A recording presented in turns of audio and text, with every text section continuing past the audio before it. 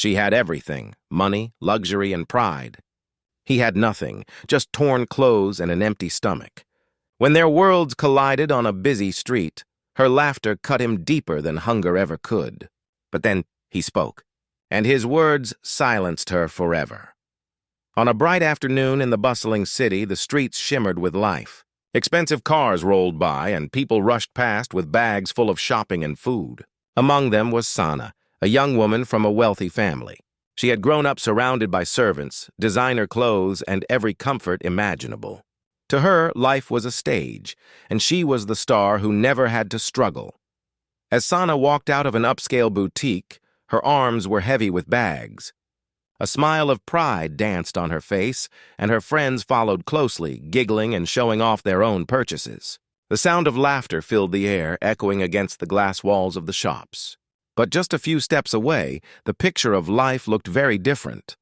On the pavement, near the corner of a busy street, sat a man. His clothes were worn out, patched in places where fabric had long given up. His shoes were nothing but broken soles tied together with string. His face was lined with exhaustion, yet his eyes carried a strange depth. He was a beggar, unnoticed by the hundreds who passed him every day. He didn't ask for much, just a piece of bread or a kind word. Sometimes he held out his hand, hoping someone might drop a coin. Most ignored him. Some turned away in disgust. Yet, despite his hunger, he still greeted people with a soft smile. That day, as Sana passed by with her friends, the man's voice rose gently. "Sister, do you have a little bread? I haven't eaten since yesterday." His tone wasn't demanding. It was almost apologetic, as if he felt guilty for asking. But instead of compassion, Sana's lips curled into a smirk. She stopped, turned to her friends, and then looked at the man with mockery. "Bread? You sit here all day doing nothing, and you expect others to feed you?" She scoffed. Her friends laughed along, their voices sharp, cutting the air like glass. The beggar lowered his gaze but didn't respond. Sana, feeling powerful, lifted her chin higher. To her, this was just another reminder of how different she was from people like him. She had money.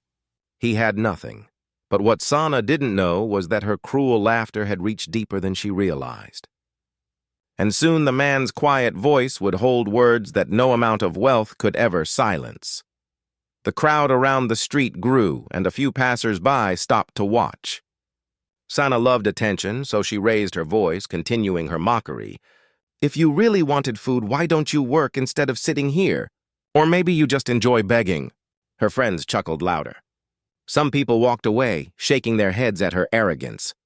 But others stayed, curious to see what the beggar would say.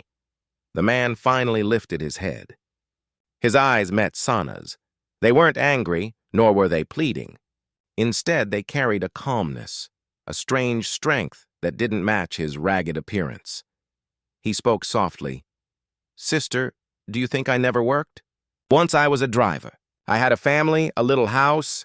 I worked hard every day. But then, life took everything. My wife got sick. I spent all I had on medicine, but I couldn't save her. After she left, I lost my job. My house was sold to pay debts. And here I am, on the street, with nothing left but memories." His words fell heavy on the crowd, silencing the whispers and laughter. But Sana, unwilling to show weakness, rolled her eyes. "Everyone has a story. Why should I care about yours? Don't expect sympathy just because life was unfair." The beggar's lips curved into a faint, sad smile. "I don't want your sympathy, sister. I only asked for bread. But you gave me something else, your laughter at my pain. Tell me, does your wealth make you so rich that you can afford to mock hunger?" Those words hit differently. For the first time, Sana felt something shift inside her. Her laughter froze. Around her, the crowd murmured. Some looked at her with disapproval. Her friends suddenly grew quiet, shuffling uncomfortably. The beggar lowered his gaze again, speaking almost to himself now. "Hunger is heavy, but cruelty is heavier. And today, you chose to give me that." Sana's face burned. She had never been spoken to like this before. She was always admired, respected, envied.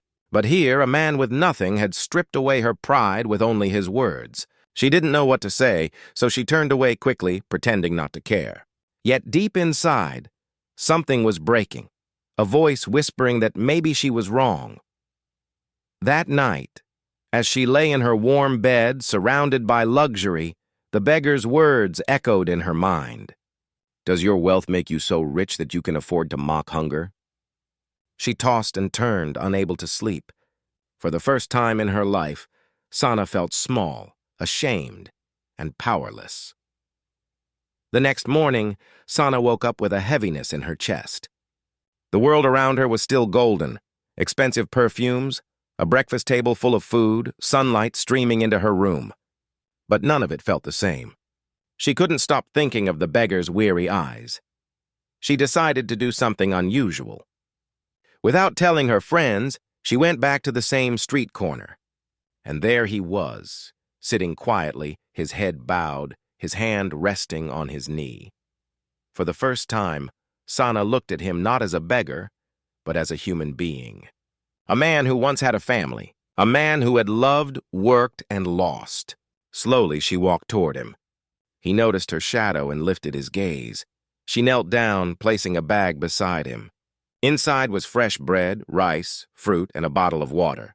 I brought this for you, she whispered, her voice trembling. The man blinked, surprised. You? Sana nodded, her eyes filling with tears. Yesterday I was cruel. I thought mocking you made me strong. But your words, they made me realize how empty I was. I'm sorry. The beggar studied her for a long moment. Then slowly he smiled. Kindness costs nothing, sister, but it gives more than gold. You've already given me more than food. You gave me respect. For the first time, Sana's pride melted. She felt lighter, freer. She sat beside him, ignoring the curious stares of strangers. Together, they shared a quiet moment, her eating nothing, him eating with gratitude. From that day onward, Sana changed. She began to see the world differently. No longer did she mock or look down on those who struggled. Instead, she started small acts of kindness, sharing food, helping the needy, and even creating a charity in her mother's name to support families who had lost everything. The beggar's words had not only silenced her, but awakened her. And she never forgot them. Hunger is heavy, but cruelty is heavier. True wealth is not in money, it's in compassion. One act of kindness can heal a wound deeper than hunger.